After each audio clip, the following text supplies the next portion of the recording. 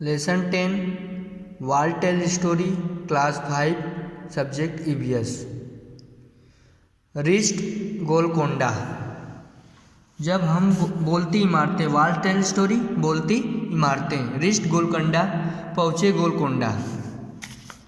Eight last we reached Golconda we were glad the didi was with us. Didi study history and we enjoying visiting different place with her.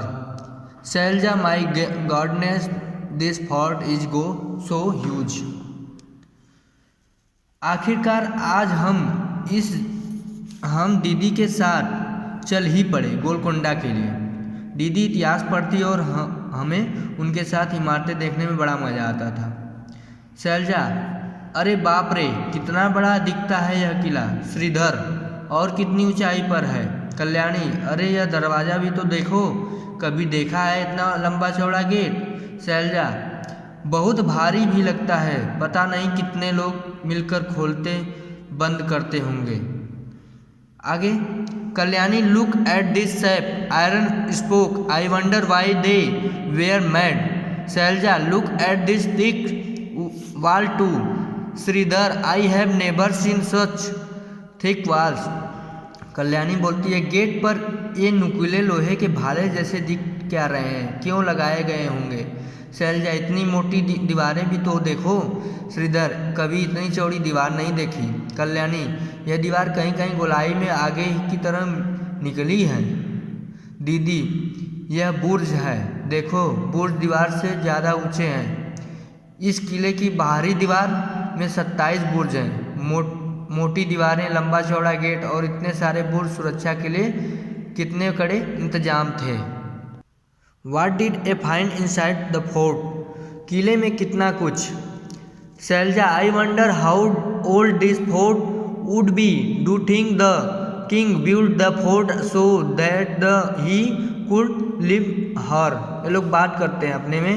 Selja, क्या यह किला राजा ने अपने रहने के लिए बनवाया होगा? यह कितना पुराना होगा। कल्याणी, बाहर लिखा था कि सन 1518 से 1687 तक यहाँ कुतुबशाही सुल्तानों ने एक के बाद एक राजा शासन किए।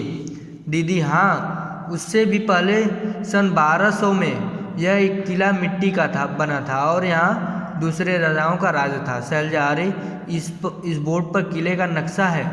श्रीधर, इस नक्शे में कितने सारे बाग और कारखाने दिख रहे हैं, और देखो किले के अंदर कई सारे महल भी हैं। शैलजा, इसका मतलब यहाँ पर सुल्तान के अलावा भी बहुत से लोग रहते थे। किसान और कारखानों में काम करने वाले लोग भी रहते होंगे। कल्याणी, फिर यह तो पूरा शहर की तरह होगा। आगे Shailaja, even he in those days use the home है बिल्डिंग विथ 2 फ्लोर।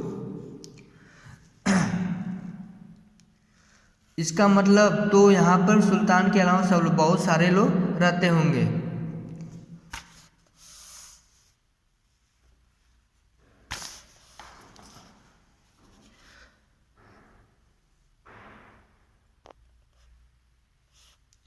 श्रीधर, ये सीढ़ियाँ तो खत्म होने का नाम ही नहीं ले रही हैं। सुल्तान का महल था, उसमें बता रहे हैं सीढ़ियाँ खत्म होने का नाम ही नहीं ले रही है। शैलजा, उस जमाने में भी 2 मंजिला इमारतें थीं।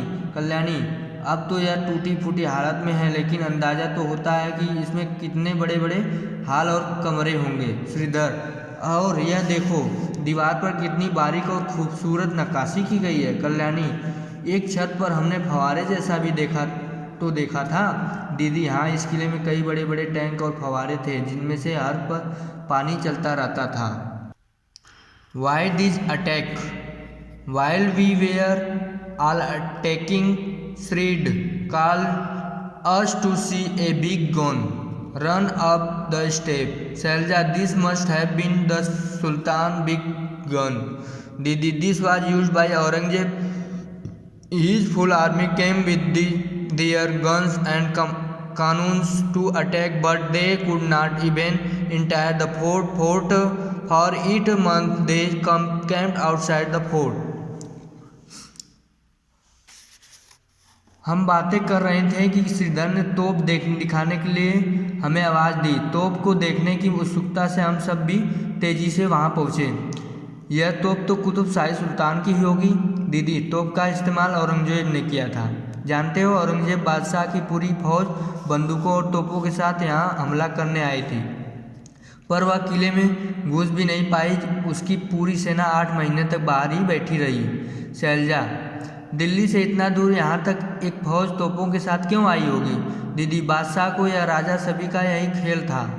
बादशाहों और राजाओं का यही सब खेल था, अपना राज फैला सके, छोटे छोटे राजाओं और सुल्तानों से अपना रिश्ता जोड़ सके और उन्हें अपने इलाके में शामिल कर सके। कल्याणी, इतनी तोपों और बंदूकों के साथ भी बादशाहों की सेना अंदर क्यों नहीं घुस पाई?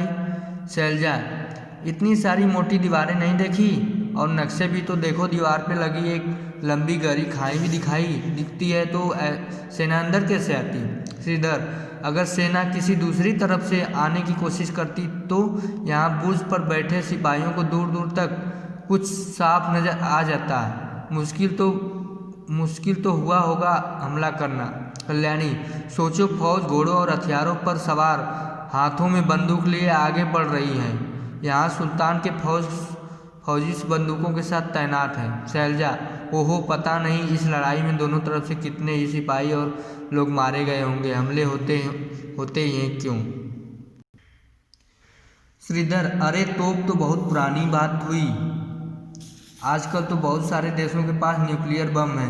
इसमें तो एक ही बार में कितनी तबाही हो सकती है।